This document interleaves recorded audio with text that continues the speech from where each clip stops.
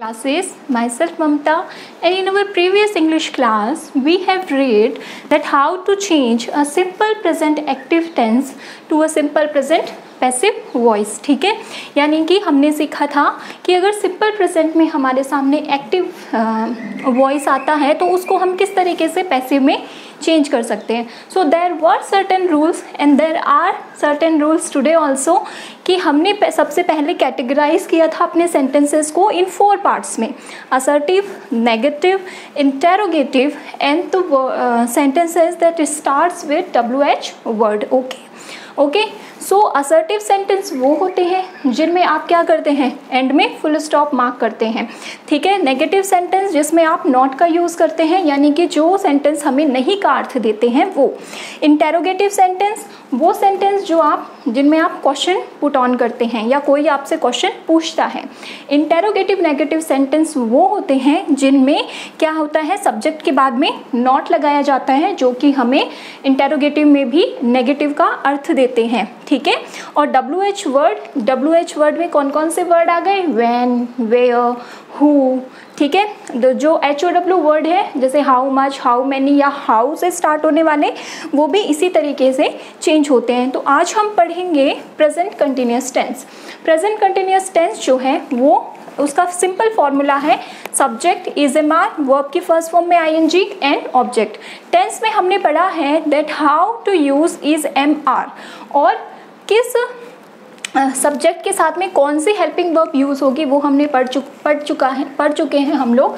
फिर भी क्या करते हैं, एक बार देख लेते हैं। इस जो है वो हमेशा क्या होता है, सिंगुलर नाउन। अब सिंगुलर नाउन कौन से होते हैं, जिनमें किसी एक ही व्यक्ति की बात की जाती है, एक ही पर्सन या थिंग की बात की जाती है। एम जो है वो हमेशा आई के साथ में ही यूज़ किया जाता है। ओके, और आर जो है वो प्लूरल नाउन के साथ में। अब प्लूरल नाउन क्या होते हैं, दो या दो से ज़्यादा की, जब आप पर्सन्स की या थिंग्स की या किसी भी चीज़ की बात करते हैं तो वहाँ पर हम प्लूरल नाउन का यूज़ करते हैं और उसमें हम आर का यूज़ करते हैं। So let's start changing the active sentence to a passive sentence. ठीक है, मैंने यहाँ पर इधर की साइड में जो एक्टिव सेंटेंसेस है वो लिखे हैं और यहाँ पर हम सीखेंगे how to change in that sentence to the passive sentence. ठीक है, सो पहला सेंटेंस जो हमारा असर्टिव है that is Anurag is singing a song.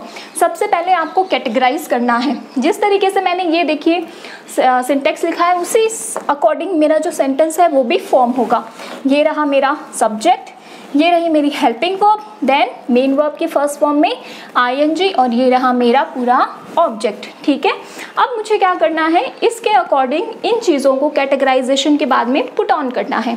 ठीक है, सबसे पहले इन्होंने बोला है कि आप ऑब्जेक्ट रखिए, तो a song is my object, that is why I am going to write a song. After that is MR is going to depend on the object only because this is our subject here.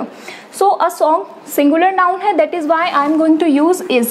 A song is then being, as it is लिखना है मुझे being.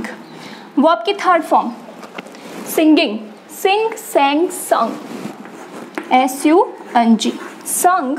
After that by as it is लिखना है और मेरा subject है अनुराग, तो अनुराग जो है वो एज इट इज़ यहाँ पर पुट ऑन हो जाएगा। वाई सो, बिकॉज ये एक नाम है। अगर यहाँ पर आई होता तो प्रोनाउन के अकॉर्डिंग हम मी का यूज़ कर सकते थे। ठीक है, सो सेकंड हमारा सेंटेंस आता है नेगेटिव सेंटेंस। फॉर्मूला उसका जो है बनता है subject plus is am are plus not plus verb की फर्स्ट फॉर्म में ING एंड देन ऑब्जेक्ट। ठीक है, कैटेगराइजेशन कर रखते हैं। वी हमारा सब्जेक्ट, आर हमारी हेल्पिंग वर्ब, नॉट हमारा नेगेटिविटी को शो करने के लिए, गोइंग हमारी मेन वर्ब की फर्स्ट फॉर्म में ING, और टू मार्केट जो है वो हमारा ऑब्जेक्ट। ठीक है, सो अब मुझे सबसे पहले यहाँ पे चाहिए ऑब्जेक्ट। सो मैंने लिखा मार्केट। ठीक है, मार्केट, उसके बाद में is, after that not, after that being, as it is लिखना है हमें। आफ्टर दैट वर्ब की थर्ड फॉर्म में ING, going, go, went, gone, gone, by, as it is लिखना है वी का हो जाएगा us. Market is not being gone by us, यानी कि हम लोग मार्केट जो है वो नहीं गए हैं, ठीक है।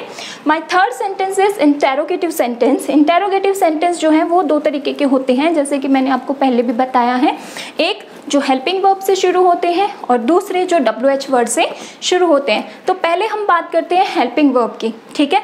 अगर आप असर्टिव सेंटेंस और इंटेरोगेटिव सेंटेंस को देखेंगे तो ज़्यादा फर्क नहीं है, केवल सब्जेक्ट को बाद में रखा है और इज एम आर यानी हेल्पिंग वर्ब को पहले रखा है, ठीक है, जो कि हम ऑलरेडी टेंस में पढ़ चुके हैं। So are they watering the plants. So ये जो है हेल्पिंग वर्ब को प्रेजेंट कर रहा है मेरा आर, दे मेरे सब्जेक्ट को प्रेजेंट कर रहा है, वाटरिंग वर्ब की फर्स्ट फॉर्म में ING और द प्लांट्स हो गया यहाँ पर ऑब्जेक्ट। सो सबसे पहले इन्होंने मुझे बोला है इज़ेमार लगाने को, लेकिन अगर मुझे ये पता है कि मेरा ऑब्जेक्ट क्या है तो it is going to be easy for me to put on the helping verb, ठीक है। जैसे कि द प्लांट्स है, एस लगा है, इसका मतलब क्या है, प्लूरल, तो मैं इन तीनों में से आ पुट ऑन करूँगी। आर, आफ्टर दैट इन्होंने ऑब्जेक्ट मांगा है, ये रहा object the plants, are the plants. After that being as it is लिखना है हमें, बीइंग वर्ब की थर्ड फॉर्म, वाटरिंग वाटर्ड, ठीक है, WATERED, watered. After that by आप एज इट इज पुट कर दीजिए एंड देन दे का हमने प्रोनाउन में पढ़ा है देम हो जाएगा। अगर आपने जो है वो प्रोनाउन वाली लिस्ट जो है वो ध्यान से देखिए तो वहाँ पर दे का जो एक्ट पैसिव में बनता है वो देम बन जाता है इन द एंड जाकर, ठीक है। सो मेरा सेंटेंस बनेगा are the plants being watered by them. Next one is WH word, ठीक है। WH वर्ड में देखिए, WH वर्ड सबसे पहले आप रखिए, फिर हेल्पिंग वर्ब। अब मैंने हेल्पिंग वर्ब इसलिए रखा है ताकि अगर मान लीजिए ये प्रेजेंट कंटिन्यूस टेंस है, अगर प्रेजेंट परफेक्ट होता तो आप यहाँ पर हैज़ मानते, ठीक है। अगर सिंपल प्रेजेंट होता तो आप यहाँ पर डू या फिर डिड मानते, डू डज मानते, इस तरीके से। फिर सब्जेक्ट लिखना है, फिर main verb according to the tense, और ऑब्जेक्ट यहाँ पर एंड में पुट होता ही है, ठीक है। तो ये रहा मेरा WH वर्ड, ये रही मेरी हेल्पिंग वर्ब, ये मेरा सब्जेक्ट, ये वर्ब की फर्स्ट फॉर्म में ING और अ न्यू कार यहाँ पर मेरा ऑब्जेक्ट। सो ये रहे मेरे पास में जो है मेरा पूरा का पूरा सिंटेक्स।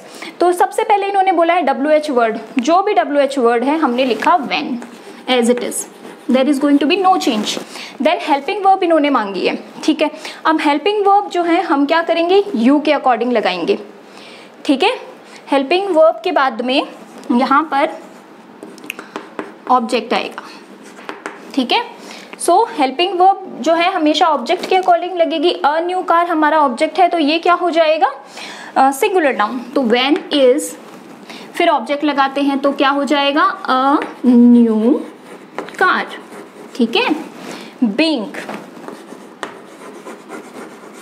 बीइंग वर्ब की third form bought, BOUGHT, bought by you जो है वो हमेशा as it is put on होता है, कहाँ पर, according to the rule of pronoun end में। अगर यू यहाँ पर आता है आपका सब्जेक्ट तो ये यहाँ पर जाकर भी एज इट इज ही रहता है। सो इस तरीके से 4 तरीके के रूल बनते हैं, एक ये असर्टिव में, नेगेटिव में, इंटेरोगेटिव में, और इंटेरोगेटिव वो वर्ड जो कि सेंटेंस जो कि WH वर्ड से स्टार्ट होते हैं। अगर यहाँ पर हाउ आता तो मैं यहाँ पर भी हाउ का ही यूज़ करती, ठीक है। तो इस तरीके से आपको जो है प्रेजेंट कंटिन्यूअस को चेंज करना है active sentence to a passive sentence. Thank you.